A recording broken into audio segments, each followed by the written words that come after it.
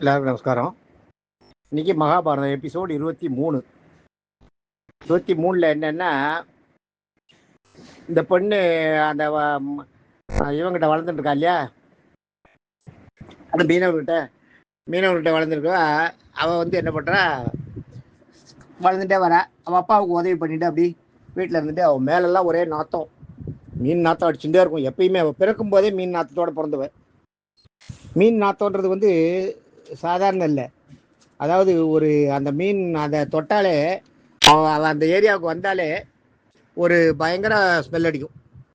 மீன் அந்த மொச்ச நாத்தம்னு வாழை, அது மாதிரி நீச நாத்தம்னு வாழை, மீன் நாத்தம் அந்த ஏரியாவை இருக்கிற ஏரியாவுக்கு போனாலே அடிக்கும். அந்த மாதிரி ஒரு பொண்ணு. ஆனால் பொண்ணு அழகாக தான் இருப்பாள்.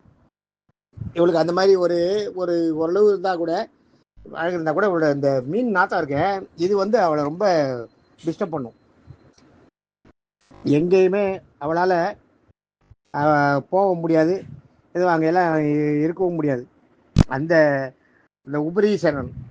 உபரீசனோட பொண்ணு என்ன பண்ணுறா, இந்த மச்சகந்தியே அங்கே அவருக்கு அப்பாவுக்கு உதவி பண்ணிட்டு அங்கே ஊரில் இருக்கா. அப்பாவுக்கு உதவி பண்ணிட்டு ஊரில் இருக்கும்போது கங்கையை அப்பா வேலை என்னென்னா, கங்கையை கடந்து ஓட வச்சுட்டு கங்கையை கிராஸ் பண்ணி விடுறது, அதுதான் வேலை. அந்த மாதிரி வேலையை இவன் அப்பாவுக்கு உதவி பண்ணிட்டு இருக்கான். அந்த நேரத்தில் அவள் அப்பா இல்லாத நேரத்தில் இவன் அந்த போட்டுக்கிட்ட உட்காந்துருக்கும் போது பராசரர் அந்த பக்கம் வரார். பராசரர் வரும்போது, நான் கங்கையை கிராஸ் பண்ணணும், என்னை தாண்டி விடுமான்னுவார். முனிவர்கள்லாம் கேட்டால் பண்ணிவிடுவா. முனிவர்கள்லாம் கேட்டால் தட்டவே மாட்டா. எப்பயுமே மீனவர்களுக்கு வந்து முனிவர்கள் மேலே ரொம்ப மரியாதை ஜாஸ்தி. முனிவர்கள்லாம் வந்தால்னா, காட்டில் இதெல்லாம் சகஜம், முனிவர்கள்லாம் வந்தால்தான் கூட்டின்னு போய் விட்டுருவா. கூட்டின்னு போய் விடும்போது அவளால் பல நன்மைகள் வாழ்க்கை ஏற்படும். அதனால் சில சாபங்களை, சில வரங்களை கொடுத்துட்டு போவா. சில யாருக்கும் தெரியாத சில ரகசியங்களை சொல்லிட்டு போவா. அவளுக்கு தேவையான உணவுகள், தேன் திணை ஏதாவது இவா கையில் இருந்ததுன்னா, இவா வச்சுக்க மாட்டா இல்லையா கையில், அன்றைக்கி எடுத்து அதில் எக்ஸஸ் இருந்தால் கொடுத்துருவா. அந்த மாதிரி எல்லாம் பண்ணுவாள். அது மாதிரிலாம் அவளுக்கு உதவியெல்லாம் பண்ணுவாள். அது மாதிரி பண்ணுவா. இவள் கூட்டின்னு போகிறா. அவரை வந்து கேட்ட உடனே இவளுக்கு வந்து அவ்வளோவா ஓட்ட தெரியாது, சுமாராக ஓட்டுவா. அப்பாவுக்கு ஓட்ட தெரியாதுன்னா கூட இவர் வந்து அவள் ஏறினோடனே அவள் என்ன பண்ணுறா, கூட்டின்னு போகிறா. அவரை வந்து கூட்டின்னு போகணுன்றதுக்காக கூட்டின்னு போகிறா. பாதி தூரம் போன உடனே பயங்கரமாக இருண்டு மேகங்களும் அப்படியே சேர்ந்து வருது. இவர் பராசரருக்கு வந்து ஜோசிடம் தெரியும். என்ன ஜோதிஷத்தில் அவர் வந்து ரொம்ப மிக சிறந்த சக்தி வாய்ந்த ஜோதிஷர். சக்தி முனிவர் அதெல்லாம் கற்றுக் கொடுத்தார். வசிஷ்டர் அவர் கற்றுக் கொடுத்தது, அவர் கற்றுக் கொடுத்த சக்தி முனிவரோட அந்த இது அதில் இருக்கும். அதில் சக்திக்கு கற்றுக் கொடுக்க வேண்டிய எல்லாத்தையுமே வசிஷ்டர் இவருக்கு சொல்லிக் கொடுப்பார் இல்லையா, அதில் இவருக்கு சொல்லிக் கொடுத்துப்பார். எல்லா வித்தைகளையுமே சொல்லிக் கொடுத்துப்பார். இவருக்கு பராசருக்கு தெரியாத ஒரு இதே கிடையாது, அவருக்கு சொல்லிக் கொடுத்துட்றார். அவர் என்ன பண்ணுறார், அப்போ பார்க்குறேன் ஜோதிஷத்தில் பார்க்கும்போது, அடுத்த 5 நிமிஷத்துக்குள்ளே ஒரு குழந்தை பிறந்ததுன்னா அந்த குழந்தை இந்த பூலோகத்தில் மிகப்பெரிய ஞானியாக வரும் அப்படிங்கிறது அவருக்கு தெரியுது. அடுத்த 5 நிமிஷத்தில் இவரோட ஒய்ஃபு குருச்சி அவர் எங்கே தேடின்னு போகிறது, போட்டில் இருக்கார். போட்டில் இருக்கும்போது என்ன பண்ணுவார், இவாளுக்கு அந்த இதெல்லாம் கிடையாது. இவருக்கு வந்து அடுத்த 5 நிமிஷத்தில் குழந்தை பிறக்கணும், இவருக்கு குழந்தை பிறந்தாதான் அது அந்த இது அந்த குழந்தை முகமாக இருக்கும், பெரிய ஆளாக இருக்கும். இவர் என்ன பண்ணுவார், அந்த மீனவ பொண்ணுக்கிட்ட கேட்பார், இந்த மாதிரி நான் வந்து பராசர முனிவர், என்கிட்ட முனிவரோட சக்தியெல்லாம் இருக்குது, இப்போ நேரம் நல்லா கூடி வந்திருக்கு, இந்த நேரத்தில் யாராவது எனக்கு ஒரு குழந்தைய பெற்று கொடுத்தாள்னா அந்த குழந்தை மிகப்பெரிய ஆளாகும். இந்த நேரத்தில் நான் என் ஒய்ஃபை தேடின்னு போக முடியாது, குரூசி எங்கே இருக்கான்னு தெரியல, அவளை நான் தேடிட்டு போகணும், போய் அதெல்லாம் அது முடியுமான்னு தெரியல. இப்போ நீ தான் இருக்க, நீ ஒத்துட்டேன்னா நான் வந்து இந்த குழந்தைய இந்த இடத்துல நான் வந்து பூமிக்கு பெரிய இதுவாக பண்ணுவேன், இதை நீ எனக்கு செய்கிற ஒரு உதவியாக நினச்சி செய்யணும் அவர் சொல்லுவார். அவர் சொல்லும்போது இவளால் ஒன்றும் சொல்ல முடியல. இவளா சின்ன பொண்ணுன்னா 3-4 வயசு அந்த மாதிரி பொண்ணு. ஒரு சொன்ன உடனே அவள் என்ன சொல்லுவாள், நான் ரொம்ப சின்ன பொண்ணு, என் உடம்பெல்லாம் ஒரே நாற்றம் அடிக்கிறது, மீன் நாற்றம் அடிக்கிறது, இதெல்லாம் எப்படி சரியாக வரும், நான் ரொம்ப சின்ன பொண்ணாச்சேன்னு சொல்லுவாள். இப்போ அதெல்லாம் நான் பார்த்துக்கிறேன்ட்டு நீ சரின்னு சொன்னேன்னா நான் அந்த அதுக்கான மற்ற வேலைகளையெல்லாம் நான் பார்த்துக்கிறேன்னு அவன் இதெல்லாம் சொல்லுவாள். இதெல்லாம் சொல்லிவிட்டு, எனக்கு இதெல்லாம் உங்களால் பாஸ் பண்ண முடியும்னா, இதெல்லாம் உங்களால் சரி பண்ண முடியும்னா நான் ஒத்துக்கிறேன் அப்படிங்கிறா. இவன் குழந்தையாக தான் இருக்கா, விளையாட்டாக தான் ஒத்துக்கிறா. ஒத்துன உடனே இவ்வளோ வந்து ஒரு பெரிய பொண்ணாட்டி ஆக்கிடுற, பெரிய பொண்ணை ஆக்கிட்டு, ருதுவான பெரிய பொண்ணை ஆக்கிட்டு, இவன் உடம்புல இருக்க அந்த நாத்தத்தையே மாற்றிடுற, அந்த மீன் நாத்தத்தையே மாற்றி ஒரே கமகமகமான நல்ல இந்த வாசனை, பரிமளம்ன்றது நல்ல சுகமான வாசனை, அந்த பரிமள வாசனை வர மாதிரி பண்ணி இவளுக்கு அந்த இடத்துல அந்த மச்சகந்தின்ற பேரை மாற்றி பரிமளகந்தின்னு வச்சுடுறாரு. பரிமளகந்தின்னு வச்சு அவளை வந்து அவ கூட சேரணும்னு பார்க்குறாரு. அவர் கூட சேர்ந்துடுறார். அவ கூட சேர்ந்த உடனே ஒரு குழந்தை பிறக்கிறது. ரிஷிபிண்டம் ராத்தங்காதுன்னுவா. அந்த ரிஷிபிண்டம் 3.25 நாளைக்குள்ள சேர்ந்த 3.25 நாளைக்குள்ள அந்த குழந்தை பிறந்துருமா. 3.25 நாளைன்றது 1.5 மணி நேரம். இவன் கங்கையை தாண்டி முடிக்கும் போது அந்த குழந்தை பிறந்துடுறது. அவளுக்கு குழந்தை பிறந்த உடனே அவ தவிப்பா. நான் வந்து இப்போ பெரிய பொம்னாட்டி ஆகிட்டேன், எங்கள் அப்பா கூட எனக்கு தெரியாது, இந்த குழந்தைய நான் கையில் வச்சுட்டு என்ன பண்ணுறது, இந்த குழந்தை வேற எனக்கு இப்போ வந்துடுது, இந்த குழந்தைய வச்சு நான் என்ன பண்ணுறதுன்னு உடனே அந்த குழந்தை என்ன பண்ணும், 5 நிமிஷத்தில் வளர்ந்து பெரிய ஆளாக இருக்கும். அதில் அதெல்லாம் வந்து அந்த இவரோட பராசர முனிவோட சக்தி. அந்த குழந்தை 5 நிமிஷத்தில் வளர்ந்து ஒரு நல்ல முதிர்ச்சியான ஒரு மாணவன் மாதிரி 10-12 வயசுக்கு வளர்ந்துடும். வளர்ந்த உடனே அந்த குழந்தை என்ன பண்ணும், பூலோக பற்றே இருக்காது அதுக்கு சுத்தமாக. யாரை பார்த்தாலுமே அது வந்து இது பண்ணும். அம்மாவை மட்டும்தான் தெரியும், அப்பாவை கூட தெரியல அதுக்கு. அப்பாவை கூட தனக்கு யாருன்னு தெரியல. எனக்கு தெரிஞ்சதெல்லாம் அம்மா தான். அம்மாவை மட்டும் தெரியும், அம்மாவை மட்டும் தெரியும். அம்மான்னு கூப்பிடும் அந்த பரிமளகந்தியை. கூப்பிடும்போது இவருக்கு அந்த குழந்தைய விடுறதுக்கே மனசு இருக்காது. ஆனால் அந்த குழந்தை என்ன பண்ணும், நான் உங்க கூட இருக்க மாட்டேன், நான் போகணும், எனக்கு நிறையா கடமைகளோடு தான் நான் பிறந்திருக்கேன், எனக்கு பெரிய பெரிய வேலைகள்லாம் இருக்குது, நான் அதை செய்யணும் அப்படின்ட்டு என்ன பண்ணுறது, இது அந்த கரையில் கொண்டு போய் விட்ட உடனே இறங்கி அது பாட்டுக்கு காட்டை நோக்கி போயிட்டே இருக்கு. பின்னாடி ஓடுறா. அப்போ அவர் தடுக்கிறார், பராசரர் தடுத்துட்டு, இல்லை அவன் பின்னாடி போகாத, அவன் பின்னாடி உன்னால் போகவே முடியாது, எந்த காலத்தையும் போக முடியாது, நீ இங்கே இருந்துட்டு அவனை கூப்பிடுவார். கூப்பிட்ட உடனே அவர் வருவார். வந்த உடனே என்னம்மா என்னன்னு சொல்லுவார். நீ இது மாதிரி போறியே, என்னை விட்டு போறியேன்னுவார். சரி நான் போகிறேன், நீ எப்பயாவது என்னுடைய உதவி உனக்கு தேவைன்னா என்னை மனசில் தானே வருவேன். அதே மாதிரி இந்த வம்சம், இந்த இஷ்வாகு வம்சம் இருக்கு இல்லையா, இந்த இஷ்வாகு வம்சத்தில் இதில் இப்போ இந்த இந்த கௌரவர்கள் அந்த வம்சம் இருக்கு இல்லையா, குரு வம்சத்தில் யார் எப்போ என்ன நினச்சாலும், அதை என்ன நினச்சான்னு கூட இல்லை, யாருக்காவது ஏதாவது கஷ்டம்னு வரும்போது நான் வருவேன். நீ என்ன நினச்சேன்னா நான் உடனே உனக்கு எதிராக வந்து நிற்பேன். அவ்வளோதாம்மா என்னால் பண்ண முடிஞ்சது. மற்றவாளுக்கு ஏதாவது கஷ்டம் வந்ததுன்னா நான் வரேன்.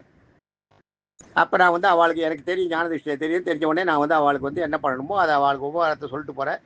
அவள் கேட்கணும், அவள் கேட்டு இருந்தால்னா அவள் அரியணையை காப்பாற்றிக்கலாம், அஸ்தியாபுர நானும் துணையாக இருப்பேன்னு சொல்லிட்டு அவர் போயிடுறார், மறைஞ்சிடுறார். இவன் பெரிய பொம்நாட்டியாக இருந்துட்டு திண்டாடுறா. பராசரர்கிட்ட கேட்குறா, என்ன நான் இது மாதிரி ஆகிட்டேனே, இவ்வளோ பெரிய பொம்நாட்டி ஆகிட்டேனே, எனக்கு என்ன பண்ண போகிறீங்க அப்படின்வா. உடனே அவர் என்ன பண்ணுவார், சில மந்திரங்களை சொல்லி அவளை பழைய மாதிரியே சின்ன பொண்ணாக 3 வயசு 4 வயசு பொண்ணாக மாற்றிடுவார். ஞாபகங்கள்லாம் இருக்கும், நினைவுகள்லாம் இருக்கும், அந்த குழந்தைய பெற்ற நினைவுகள்லாம் இருக்கும். அந்த குழந்தை தான் வியாசர். பிற்காலத்தில் வியாசர் குழந்தை பிறந்ததெல்லாம் இவருக்கு ஞாபகம் இருக்கும். இவன் என்ன பண்ணுறா, அங்கே கொண்டு போய் விட்டுறார். இவளை வந்து மறுபடியும் இதை மாற்றி, ஆனால் அந்த கந்தம் இருக்குது பார்த்தீங்களா, அந்த வாசனையை மட்டும் மாற்ற வேண்டான்னு விட்றான். அவளே சொல்லிடுறா, ஏன்னா நான் மச்ச வாசனை மேலே அடிக்கிறதுனால யாரும் என்னை வந்து திரும்பி கூட பார்க்க மாட்டேங்கிறா, என்கிட்ட போட்லேயே ஏற மாட்டேங்கிறா, போட்லேயே அந்த ஸ்மெல் வருது, அதனால மச்ச வாசனை வேண்டாம், இந்த பரிமள கந்தம் அப்படியே, அந்த கந்தம் மட்டும் அப்படியே இருக்கட்டும்ன்றா. உடனே வேறு என்ன சொல்கிற, நீ வந்து மச்சகந்தி இல்லை, இனிமேல் பரிமளகந்தி ஞாபகம் வச்சுக்கோ, உன் பேர் பரிமளகந்தான்னு பேர் அப்படின்னு சொல்லிட்டு கூட்டின்னு போகிறார். போட்டு அவளை வந்து சின்ன பொண்ணாக மாற்றிட்டு அவளை போட்டில் விட்டுட்டு இவர் போயிடுறார். இவர் போன உடனே அவள் திரும்பி வந்த உடனே வீட்டுக்கு வந்த உடனே கேட்குறா. அப்பா கேட்குறார், இது மாதிரி என்னாச்சு, என்ன காணுமே, என்ன எங்கே போனேன் என்னன்னு கேட்பான். கேட்கும்போது அந்த உபதீசன் கேட்பான் இவகிட்ட. கேட்கும்போது இவ சொல்லுவா, அது மாதிரி நான் வந்து போனேங்க ஆத்தங்கரையில், ஒரு முனிவர் வந்தார், குழந்தை பிறந்ததை மட்டும் சொல்ல மாட்டான். முனிவர் வந்தார், அவரை கொண்டு போய் விட்டப்போ அவர் வந்து என்னுடைய இந்த உடம்புல இந்த நாத்தத்தை பார்த்துட்டு இந்த நாத்தத்தை மாற்றி கொடுத்துட்டாருன்னு சொல்லுவாள். இவனுக்கு சந்தோஷமாயிடும், இவனுக்கு உபரீசனுக்கு ரொம்ப சந்தோஷமாயிடும். பரவாயில்ல, நம்ம பொண்ணு மேலே இந்த நாத்தம் வந்து அவருக்கு பெரிய தொல்லையாக இருந்தது. ஏன்னா அந்த பொண்ணை கல்யாணம் பண்ணி கொடுக்க முடியாது. யார் மீன் நாத்தம் அடிக்கிற பொண்ணை யார் கல்யாணம் பண்ணிப்பா? அதனால் அந்த நாத்தம் போயிட்டு பரிமள கந்தம், அந்த வாசனை வந்து நாட்டையே தூக்குறதான், இந்த நாட்டுக்கே அடிக்கிறதான். அவள் எங்கேயோ வந்தாள்னா இங்கே அந்த வாசனை ஓடுமா, அந்த மாதிரி ஒரு அது வந்து ஸ்மெல் வந்துடுது. அதுதான் அவளுக்கு பரிமளகந்தின்னு பேர். மச்சகந்தான்னு பேர் வச்சிருந்தவளை பரிமளகந்தியாக மாற்றிட்டவர் பராசரர் தான் மாற்றிட்டு இங்கே விட்டு போயிடுறார். பராசரர் சொல்லி அவருக்கு வந்து அவர் குழந்தை பிறந்தது அந்த நேரத்தில், அந்த கிரகங்கள் கலக்கிற நேரத்தில் கரெக்டாக அந்த குழந்தை பிறக்கிறது வியாசர் தான். அவர் தான் வியாசர் பிறந்துடுறார். வியாசர் பிறந்த உடனே வியாசர் தான் அவன் கிளம்பி போயிடுறார், காட்டில் போயிடுறார். இவன் மறுபடியும் சின்ன பொண்ணாயிடுறா. இவன் வந்துடுறா வீட்டுக்கு வந்தோடனே இவன் அப்பா வளர்த்துட்டுருக்கார். இந்த பொண்ணு இப்படியே வளர்றா. இந்த பொண்ணு இங்கே வந்துட்டா, இது இப்படியே இருக்கட்டும், இது முடிஞ்சு போச்சு இல்லையா, இந்த பொண்ணு வளர்ந்துட்டு இருக்கா, இது இப்படியே இருக்கட்டும். இது இல்லாத இந்த சந்தனு மகாராஜா என்ன பண்ணுவான், அங்கே அவனுக்கு சந்தனு மகாராஜா கிட்ட போகணும். இப்போ சந்தனு மகாராஜாவுக்கு குழந்தை பிறந்தது இல்லையா, 8வது குழந்தைய தடுத்து நிறுத்திட்டார் இல்லையா, அவன் என்ன பண்ணுவான், 12 வருஷம் நான் குழந்தைய வளர்க்குறேன்னு கூப்பிட்டு போயிடுவான். அந்த பிறந்த குழந்தைய 12 வருஷம் நான் வளர்த்துட்டு, இந்த குழந்தைய உனக்கு அம்மா இல்லாத வளர்க்க முடியாது, நான் கூட்டின்னு போயிடுறேன், கூட்டின்னு போயிட்டு உனக்கு வந்து 12 வருஷம் கழிச்சு இந்த பொண்ணை இந்த பிள்ளைய உனக்கே திருப்பி தரேன் அப்படின்னு சொல்லிட்டு போயிடுவான். அதே மாதிரி 12 வருஷம் கழிச்சு அவன் வருவான். 12 வருஷம் கழிச்சு வரும்போது அவன் அந்த குழந்தை வளர்ந்துருப்பான். அந்த பீஷ்மர் வந்து பெரிய ஆளாக வந்திருப்பார். அந்த நேரத்தில் இந்த 4 வயசு பொண்ணு இந்த இவன் இருந்தாலே பரிமளகந்தி என்ற அவளுக்கு பேர் சத்தியவதினு அப்புறம் வைக்கிறான். அது சந்தன அரண்மனைக்கு வந்த அப்புறம் அவளுக்கு பேர் மாத்திரான். அந்த பரிமளகந்தி என்ன பண்ணிடுறா, 4 வயசு இவனோட 4 வயசு இந்த 12 வயசு பிள்ளையோட 4 வயசு அப்பயே 4-5 வயசு இருந்தா இல்லையா, அந்த 5 வயசு பெரியவளை அவள் வந்து அங்கே வளர்ந்துட்டு இருக்கா. அவளுக்கு மாப்பிள்ளை தேடிட்டு இருக்கார் அந்த ராஜா. உபரீசன் வந்து மாப்பிள்ளை தேடிட்டு இருக்கான். அந்த மீனவ ராஜா அவன். இவர் வந்து நாட்டுக்கு ராஜா, அவன் மீனவ குப்பத்துக்கு ராஜா. வளர்த்துட்டு இருக்கான். இவர் வந்து பண்ணிடுறார், இந்த பிள்ளைய வளர்த்து கொடுத்துருக்காரு கிட்ட. பிள்ளைய வளர்த்து கொடுத்த உடனே என்ன பண்ணிடுறா, புள்ள என்ன பண்ணுறான், அதை பார்க்குறான். அந்த அந்த பிள்ளைய வளர்த்து கொடுத்துட்றார். புள்ள பெரிய பிள்ளையா வளர்ந்துடுறான். வளர்ந்த அப்புறம் அவன் அந்த இது பெரிய பிள்ளையா வந்த அப்புறம் என்ன பண்ணுறான், பார்க்குறான். பார்த்து வளர்ந்துட்டு இருக்கான். இவர்கிட்ட அந்த பெரிய பிள்ளையா வளர்த்து அவனை கொண்டு அவனுக்கு பேர் வந்து தேவவிரதன் பேர்.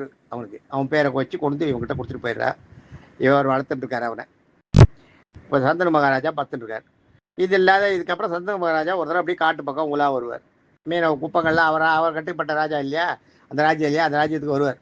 வந்து எல்லாத்தையும் பார்ப்பார். வந்து பார்க்கும்போது பார்த்தா இவருக்கு வந்து அந்த கட்டுப்பட்டு இவர் எல்லாத்தையும் பார்த்துட்டு இருக்கும்போது பார்த்தா அங்கே வந்து ஒரு மீனவ ராஜா இருப்பான். அந்த மீனவ பொண்ணு இந்த சத்தியவதி அப்படி போவான். அவள் அந்த பரிமளகந்தி இல்லையா, பரிமளகந்தி இனிமேல் தான் அவள் பேர் சத்தியவதின்னு மாற்றுவான். பரிமளகந்தி அப்படி போவான். அவளோட வாசனையும் அவளோட அழகையும் பார்த்த உடனே இந்த ராஜா மயங்கிடுவான். சந்தனு ராஜா முதல்லயே கங்கை கிட்ட வாங்கி தேவவிரதனை பெற்றுட்டு இருக்காரு. அது இல்லாத இவளை பார்த்த உடனே மயங்கிடும். அந்த காலத்தில் ராஜாக்கள் வந்து 2 பொண்டாட்டி 3 பொண்டாட்டின்றதெல்லாம் ரொம்ப சகஜம். அதுவும் அரசன்னா கேட்கவே வேண்டாம். வேறு என்ன பண்ணுறார், அந்த பரிமளகந்தியை ரொம்ப விரும்புகிறார். விரும்பினவுடனே அவர்கிட்ட கேட்குறார், நீ யார், நான் உன்னை கல்யாணம் பண்ணிக்கணும்னு நினைக்கிறேன். நான் அவ்வளவு வேறு சந்தர்ப்பம் பார்த்த உடனே மயங்கிடுறா. மயங்கிட்டு இது நான் இல்லை, எங்கள் அப்பா கிட்ட தான் கேட்கணும், உதிரீசன்கிட்ட வந்து கேட்டு பாருங்கோ, கேட்டு அவர் வந்து எங்கள் அப்பா குப்பத்துக்கு ராஜா, அவர்கிட்ட கேட்டுக்கோ, கேட்டு சொல்லுங்கோ, கேட்டு பாருங்கன்ற. இவன் வந்து போய் சந்தன ராஜா என்ன பண்ணுவார், அந்த குப்பத்தில் போய் அந்த உபரீசனை கேட்பார். இது மாதிரி எனக்கு வந்து உன் பொண்ணை கல்யாணம் பண்ணிக்கணும் ஆசையாக இருக்குது, கொடுன்னு. உன் பொண்ணை கல்யாணம் பண்ணிக்கணும், என் பொண்ணை நீங்கள் கல்யாணம் பண்ணிக்கலாம். ஆனால் நீங்கள் என்ன பண்ணணும், என் பொண்ணை கல்யாணம் பண்ணிக்கிறதுனா என் பொண்ணுக்கு வயிற்றில் பிறக்கிறது இல்லையா குழந்தைகள், அதுதான் பிற்காலத்தில் அஸ்தினாபுரத்தை ஆளணும். ஏன்னா நானும் ராஜா, எனக்கு வேறு குழந்தைகளும் கிடையாது, எனக்கு ஒரு பொண்ணு தான். இந்த பொண்ணோட குழந்தைகள் வந்து பட்டத்துக்கு வரணும், அதை நான் விரும்புகிறேன். அதுக்கு நீங்கள் ஒத்துக்கிறீங்களா அப்படின்வார். உடனே சந்தன ராஜா, அதெல்லாம் எப்படி சரியாக வரும், நான் இவ்வளோ கல்யாணம் பண்ணிக்கிறேன்னு தான் சொன்னேன் வழியே, பிள்ளைய பட்டத்து ராஜாவை நான் எப்படி ஆக்க முடியும், எனக்கு ஏற்கனவே ஒரு பிள்ளை இருக்கான், தேவவிரதன் ஒரு பிள்ளை இருக்கான், அவன் இருக்கும்போது நான் அதை பண்ண முடியாது, அதனால இது வந்து சரியாக வராதுன்னு சொல்லிடுறார். அப்போ அவன் ராஜா வந்து இந்த கல்யாணம் பண்ணுறதுக்கு வாய்ப்பு இல்லை அப்படின்னு அவன் சொல்லி உதிரீசன் சொல்லிடுறான். வீரவராஜா சொல்லிடுறான். குப்பத்து ராஜா வந்துடுறார். இவர் வந்து வீட்டில் இருக்கார். வீட்டில் இவர் இருந்துட்டு இருக்கும்போது என்ன ஆகுதுன்னா, இவருக்கு நாளாக ஆக அந்த பரிமளகந்தி மேலே ரொம்ப மோகம் ஜாஸ்தி ஆகிடுது. ரொம்ப மோகம் ஜாஸ்தியாகி உடம்பெல்லாம் கொஞ்சம் கொஞ்சமாக மெலிய ஆரம்பிச்சிடுது. உடம்பெல்லாம் ரொம்ப அப்படியே மெலிஞ்சு போன உடனே இவருக்கு ஆள் இது மாதிரி ஆனவுடனே தேவவிரதனுக்கு கொஞ்சம் சந்தேகம் வருது, ஏன் அப்பா இப்படி ஆறாருன்னு. அப்பாவுக்கு ஏதோ கேட்கும்போது மருத்துவ எல்லாம் கொடுப்பேன், அப்போ அவர் உடம்புல எல்லாம் ஒன்றும் இல்லை, மனக்கவலை தான் அவருக்குன்னு சொல்லிடுறா. மனக்கவலை என்னவுடனே யார் இதை கேட்டால் தெரியணுன்னே இவர் தேவவிரதன் வந்து அவள் அப்பா கிட்ட கேட்கவே மாட்டார். இவரே போய் அப்படியே போய் அந்த தேர் ஓட்டி இருக்கான் பாருங்க, இந்த சந்தன ராஜாவோட தேர் ஓட்டி, அவரை கூப்பிட்டு விசாரிப்பார், என்ன அது, ஏன் என்ன ஆச்சு இப்படி ஆச்சுன்னு. இல்லை உங்கள் அப்பா இங்கே தான் இந்த மாதிரி போனார், மீனவ குப்பத்துக்கு போனார், அங்கே விட சொன்னார், அங்கே விட்டேன், அங்கே ஒரு பொண்ணை பார்த்தார், அவளோட சேர்ந்து அங்கே அந்த ராஜா கிட்ட போனார், போயிட்டு வந்த அப்புறம் தான் அப்படி ஆகிட்டான்றதை அவன் சொல்லுவான். அவன் சொன்ன உடனே இவர் என்ன பண்ணுவார், அப்படின்ட்டு அவன் அப்பாவுக்கு தெரியாமலே இவர் போய் அந்த மீன குப்பத்தில் போய் அந்த ராஜாவை பார்ப்பார், அந்த உதிரீசனை போய் பார்ப்பார். பார்த்து இது மாதிரி கேட்ட உடனே உதிரீசன், ஆமாம் உங்கள் அப்பா வந்தார், எல்லாம் கேட்டார், கரெக்டு தான், நான் வந்து என் பிள்ளை அரசாளன்னு கேட்டேன், அதை ஒத்துக்காத அவர் போயிட்டாருன்னு சொல்லுவாள். சொன்ன உடனே அப்படியா, சரி எங்கள் அப்பாவுக்கு நான் செய்ய வேண்டிய கடமைகள் இருக்குது, அதனால் நான் சில காரியங்கள்லாம் அவருக்கு பண்ணி கொடுக்கணும், அதனால் இந்த கல்யாணத்தை நான் நடத்தி காட்டுறேன் அப்படின்னு சொல்லிட்டு வந்துடுறார். வந்து வீட்டுக்கு வந்துடுறார். வீட்டுக்கு வந்த அப்புறம் சந்தனுக்கிட்ட ஒரு பிரதிஜை எடுத்துக்கிறார். சொல்கிறார், இவர் அசரீரிகளை சாட்சி வச்சு சொல்கிறார். அது நாளைக்கு என்னன்றதை பார்ப்போம். தேங்க்யூ.